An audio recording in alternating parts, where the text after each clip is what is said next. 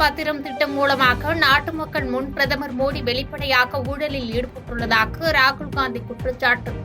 பாஜகவிற்கு நிதி அளித்தவர்களின் பெயரை மோடி மறைப்பது ஏன் என்றும் கேள்வி. தருமபுரி மாவட்டத்தின் சுற்றுவட்டாரத்தில் பெய்த ஆலங்கட்டி மழை. மா, பலா, தென்னை மரங்கள் அடியோடு சாய்ந்ததால் விவசாயிகள் வேதனை.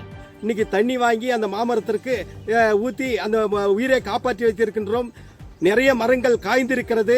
ஆகவே விவசாயிகளுக்கு நஷ்டஈடு வழங்க வேண்டும். மாவட்ட ஆட்சியரும் தமிழக அரசாங்கமும் விவசாயிகள் எல்லாம் பாதிக்கப்பட்ட விவசாயிகளை கணக்கெடுத்து அவர்களுக்கு நிவாரணம் வழங்க வேண்டுமாய் கேட்டுக்கொள்கிறோம். கோடை விடுமுறையை கொண்டாட வெளிமாநில சுற்றுலா தலங்களுக்கு படையெடுக்கும் மக்கள். சென்னையிலிருந்து சிறப்பு விமானங்கள் இயக்கப்படுவதால் மக்கள் மகிழ்ச்சி.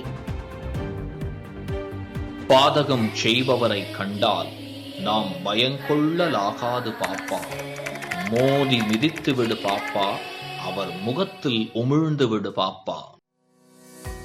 அண்மை செய்திகளை உடனுக்குடன் தெரிந்து கொள்ள இணைந்திருங்கள் இயம்நாடு